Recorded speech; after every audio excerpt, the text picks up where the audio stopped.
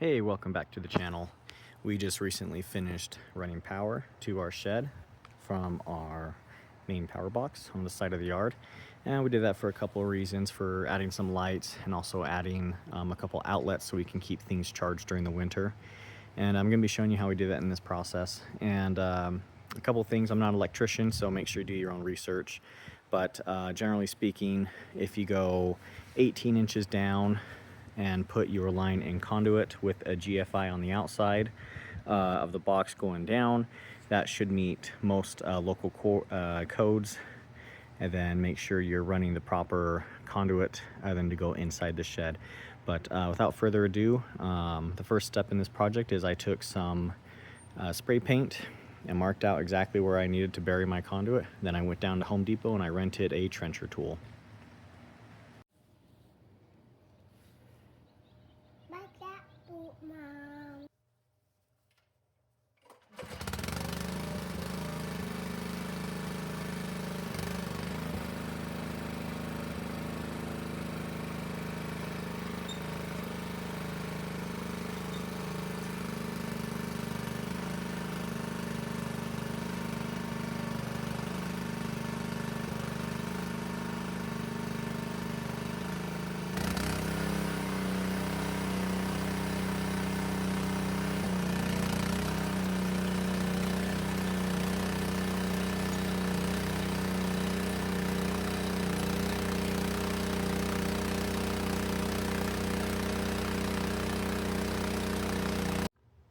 So I got my trench all laid in, only broke one PVC pipe, sprinkler pipe somewhere in there.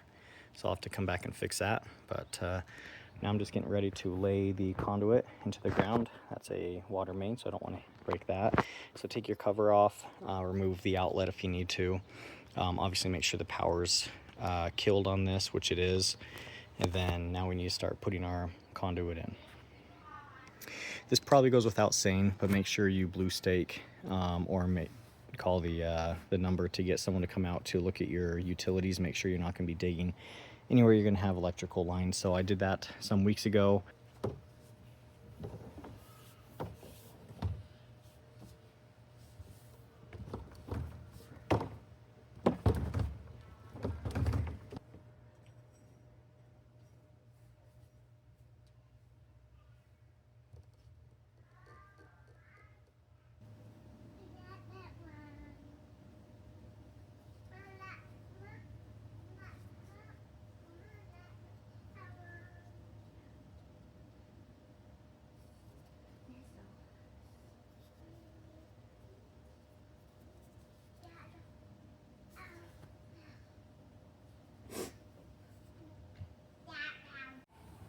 So my pipe is a little bit off center, and it also needs to kind of tuck into the house a little bit more. So I'm going to fill this with hot sand.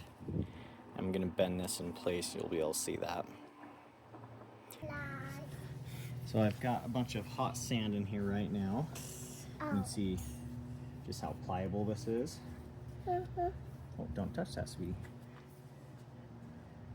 You can see how pliable this is. And so I'm just going to line it up approximately where I need my bends to go.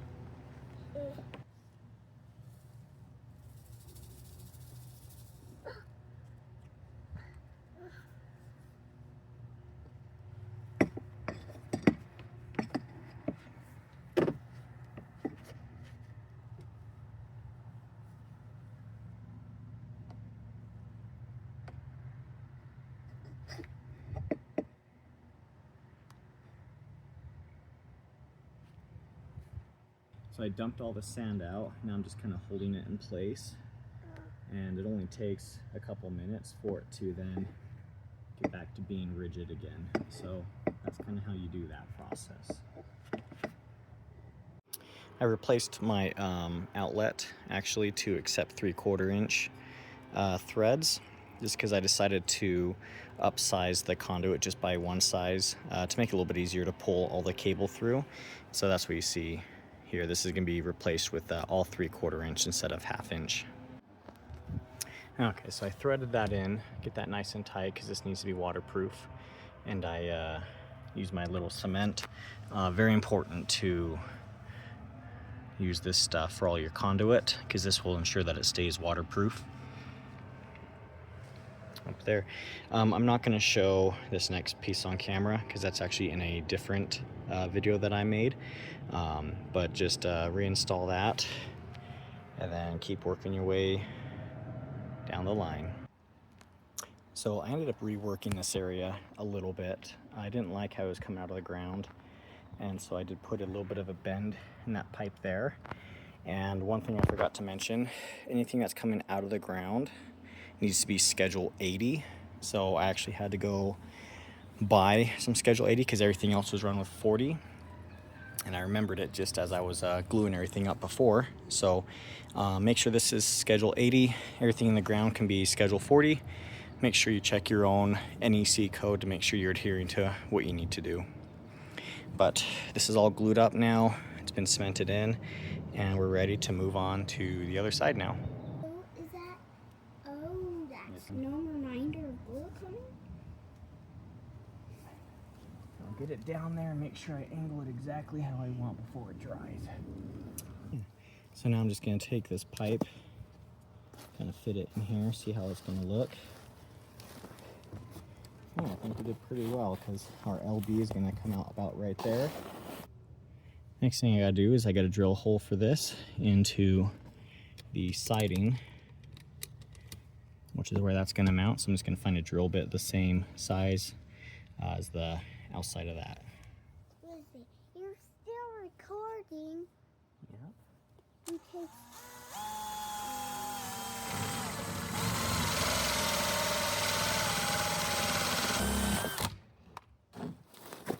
Are you sure you don't have to do it bigger? And you also want to secure this pipe with these little pipe clamps, and I'm using stainless steel so they don't rust. You could also do some kind of a zinc plating, but I just wouldn't recommend straight up steel because they'll rust pretty quick. And so do it on both sides, this side as well as that side. Now it's time to actually run the power or the cable through it, through the actual conduit. And there's multiple ways of running basically line through your conduit. You can attach like a string with like a cotton ball or something, use a vacuum to suck it through to one side, then you have the string attached. If it's short enough, you can even just push the wire itself through, but for me, I'm going to be using we call it like fish tape wire that will take these bends. I'll push it all the way through until you see it come out of the outlet over there, and then we'll attach our wire to it.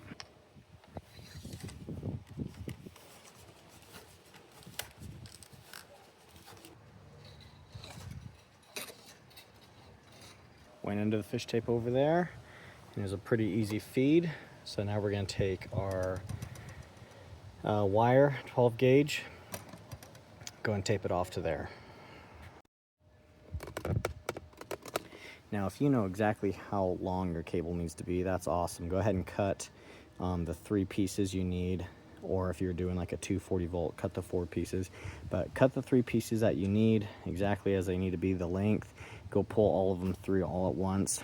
But I don't know exactly what size I need yet, and so I'm going to pull one through, cut it to the size I need, and then pull that back out, and then from there determine exactly how long my other 2 pieces need to be. That way I don't waste any cable with excess. So it's ready to be pulled now.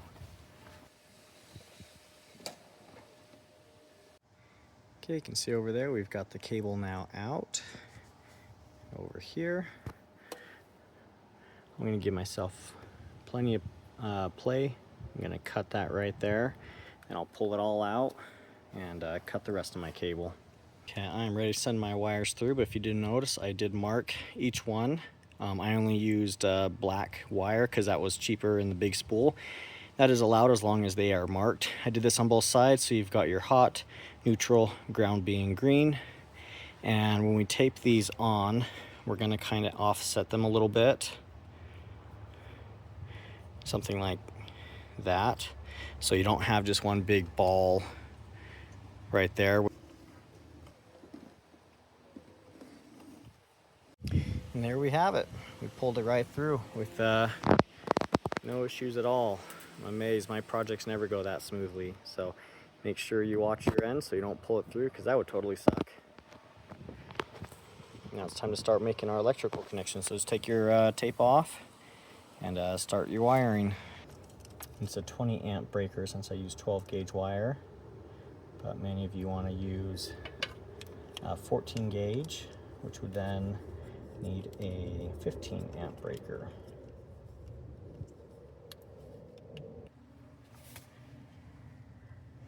My ground bar is there at the very bottom. I'm going to pull a little bit of slack actually just from the ground, so I don't have a lot of just extra hanging out.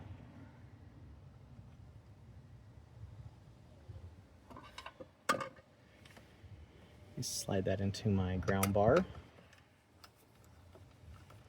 Now my neutral has to come up all the way around down there.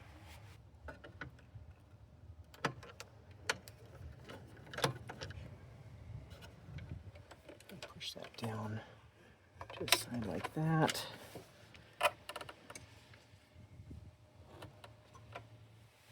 Okay, then this, make sure it's turned off as well when you first plug it on. It's gonna cantilever and kind of slide on just like that. So I'm just gonna show you how I wired this GFI. So you do have basically the top side will come in from the panel. The downside, also known as the load or the charge side, will go to whatever you're trying to protect with the GFI. Now there is a ground screw right there, but if you read the directions, as long as you're using a metal box, metal enclosure, this will actually ground through the screw. You can even see the metal is connected in there to that ground. So you just got to make sure that your box itself is grounded. So I've got basically that there. These three grounds are now wire tied. Make sure you use an appropriate wire nut that's specific for whatever size wire you're using. And then you can see we got just neutrals on this side, blacks on this side. So here we are on the inside of the shed. We need a way to transition now our THWN wire to a Romex, because that's what I'm going to be running through the rest of the shed. So what I've done here is I've got just a junction box or an outlet box that I've cut my fittings to where they need to be. And of course everything's going to be glued. But basically I fitted that up. I've got a piece of wood to kind of support it once it's in there, just like that. And that will be how I kind of do this first box. So I need to basically nail that in. I need to glue this all up and then hammer that in place. So I've secured this now. That's all glued in and tight now. So now I've just started drilling all my holes to run my Romex. So I'm gonna have an outlet box. I want them a little bit up high, and then that's gonna be our light switch. Now the plan eventually in this garage is to finish these walls. I believe code is you cannot have Romex exposed like this in an area that could sustain damage, such as, you know, a lawnmower coming in and hitting it. But if you put it behind walls or even plywood, then that is deemed protected. So start just drilling your holes. That's going to be where my connections, where I switch to Romex, are going to be. And then I'm not going to show a lot of this because it's all pretty easy, but basically run your wires where you need to. Each box is going to need its own run up, and the switch is obviously going to have to then go up to my lights.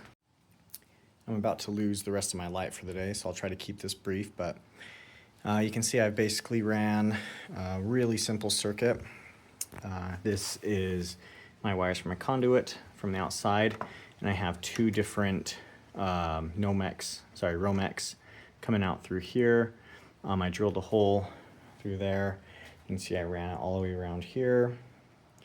This one you have three areas, or three Romex, because that is part of the circuit there. And then I also ran this up here to what will be my light switch. And then I ran it back through there. And then I ran it up through there. And this will be the switched outlet. So I'll plug my shop lights into there, and it'll be controlled by that switch.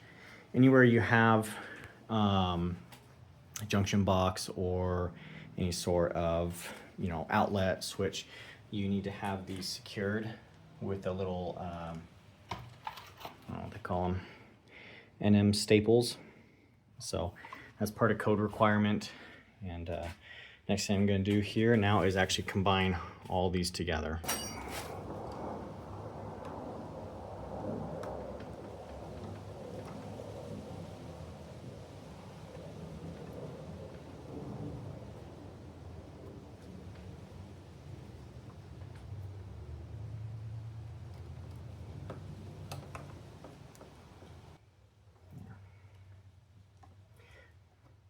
Just like that. We're going to do it to the neutral and the ground as well. And this will basically then just tuck that back, that away, into place, and just put a cover on this. Here I've mounted just this cheap Amazon LED light. It's the one that plugs in. That's the switch one. That'll go down to that switch right there. I bought a second one. It's linkable. I'm going to mount it right here. But just follow the instructions on how you need to mount these. And then next I'm going to show you how we start making all of our connections to make everything work. So we're going to start with our switch here. Make sure you line it correctly. So this is on, that'd be off. Switches are a little bit different than outlets because we basically don't wire in our neutral. That will be basically connected together. That'll be what's called like a pass-through. We really just need to make our connections for our hot and our ground. For our ground, what I like to do, I just take a small piece of wire like that, and I always wrap them. You don't have to wrap them. Like on these terminals, they can actually slide under and clamp, but I always like wrapping. So in this case, you just wrap this terminal. You want to make sure it's wrapping this way, so when you tighten it, you don't undo your connection there.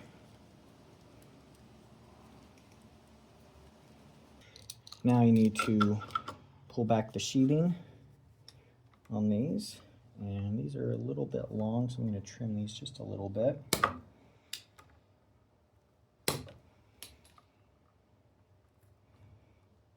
Just do that to get that sheathing off.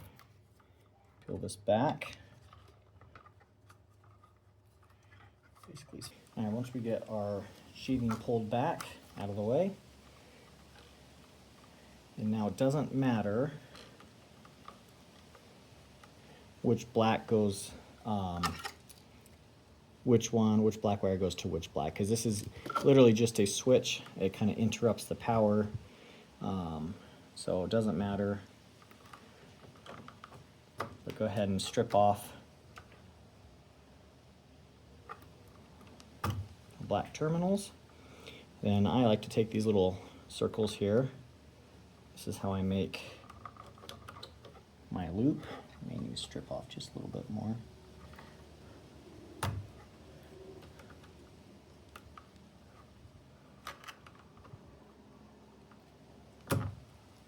Here.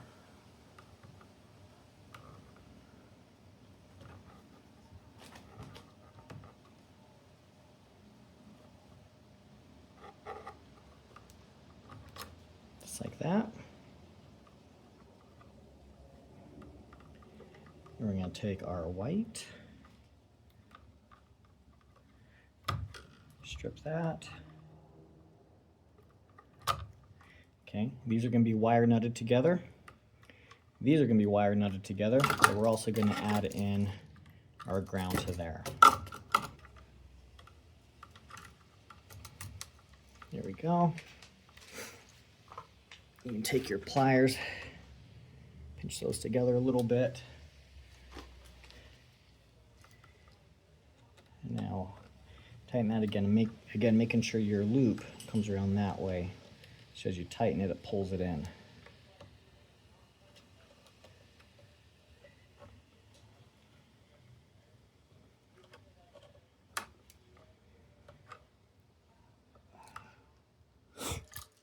If you see, as I tighten that, it actually pulled that in, made a perfect little loop.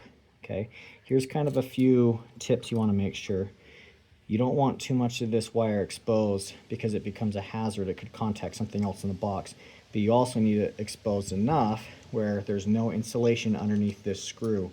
If you have insulation underneath that screw, it's a bad connection. It's going to get heat build up, and that's where you can run into problems like melting wires or even fires.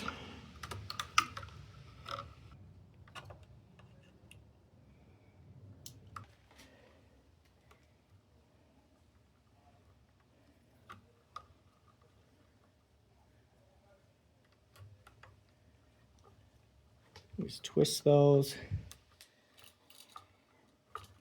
You want to twist them to the point where they're super tight and actually starts twisting the white cable itself.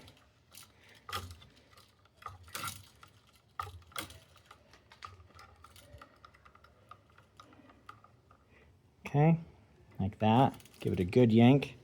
That's good. I'm going to take this, put a bend in it, one more bend, get that tucked back out of the way. Okay, now we're going to do the same thing. Need to be twisted together.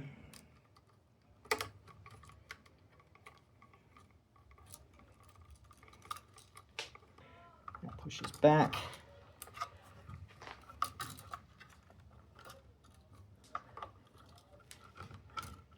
And that whole thing just pushes in place like so.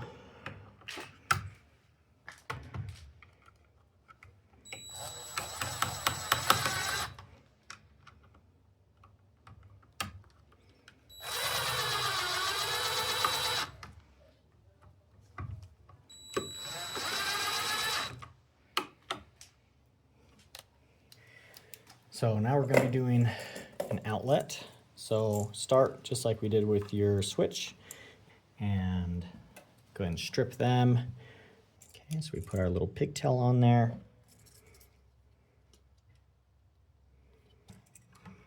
Our two black wires are our hot wires onto the right side. If you look, these are basically brass colored, so black brass, both B's. If you look at these are a silver, almost like a white color. So you remember white to white. Okay, and then of course we know that's going to be our ground.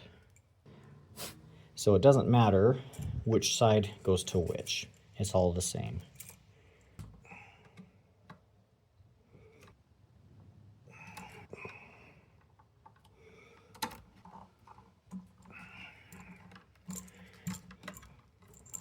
Okay, feels good. Make sure this does not accidentally bump any of this stuff. That'd be a big no-no. You can also, for kind of extra protection, wrap this in electrical tape to make sure that that doesn't get in the way.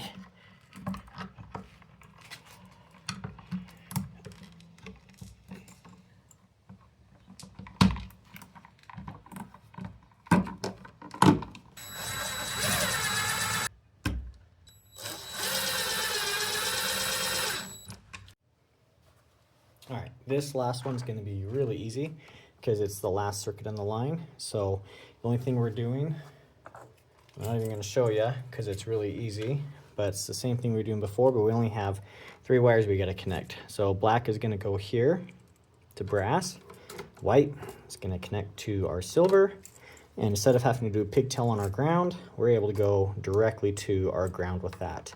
Wrap all 3, you're going to be done.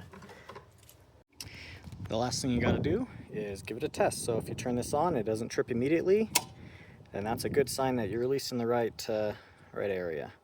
I use this little tester, and what we're looking for is just these 2 right lights that are kind of yellow amber to light up. We don't want to see the red. You can see it gives you a diagram of what kind of problems you could have.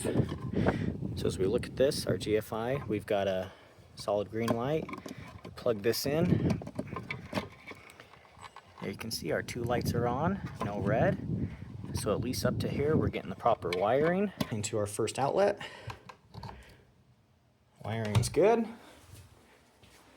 Coming up to our end outlet. Wiring is good. That's good. And look at that. We've got lights in the shed now. Yeah, I know. That's a little redneck. That's the only way I could link them for now.